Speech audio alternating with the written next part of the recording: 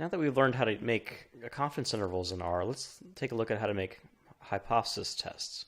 So recall that in an earlier video I created a data set from an SPSS file of a GSS dataset extract, and I saved it as a data frame called dataset. So let's just kind of start by looking at the namespace of that dataset. So if we go to our output window, we can see that there's several variables. I'm only going to focus on one variable for this particular example. I'm going to just look at education. And so if we go back to our script file, the easiest way to run a hypothesis test is to use the Ttest command.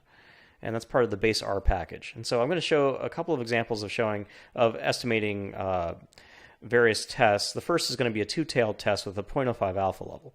And so the first argument in the Ttest function or command is basically to tell R which variable is going to be used in the test. And so I'm going to use the education variable that's in the dataset data frame. And of course, these are separated by a $sign indicating that this is one of the values within this data frame. Okay, the next thing I'm going to do, and again, I'm going to show different options separated by commas, is what kind of alternative I'm going to test. And in this case, I'm going to do a two-sided test. So I would just choose the two-dot-sided alternative. Now, I could use any number of alternatives. If I wanted to do a right-tailed test, I would use the greater alternative. If I wanted to do a left-tailed test, I would use the less alternative. But in this case, I wanted to do a non-directional hypothesis. The next thing I need to specify is basically what's the value against which I'm going to be testing the hypothesis. So here I'm going to be testing the idea that on average, the null hypothesis is that on average education is equal to 12. So 12 is going to be my test value, and that's going to be specified in the mu option.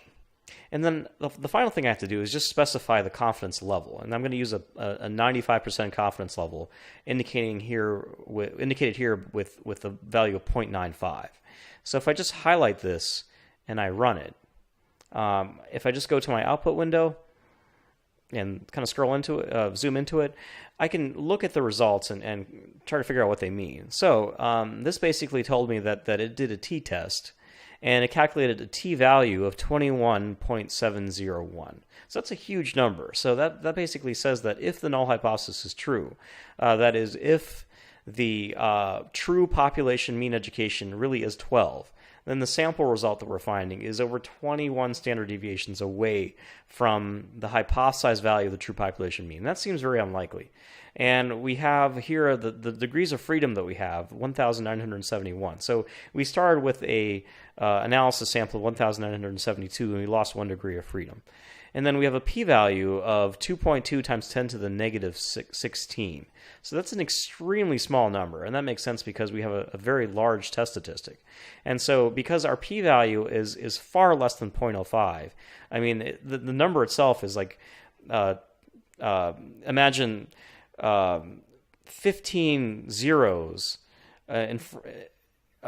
behind a decimal point, and then the number is 2. That's what our p-value is. It's a very small number.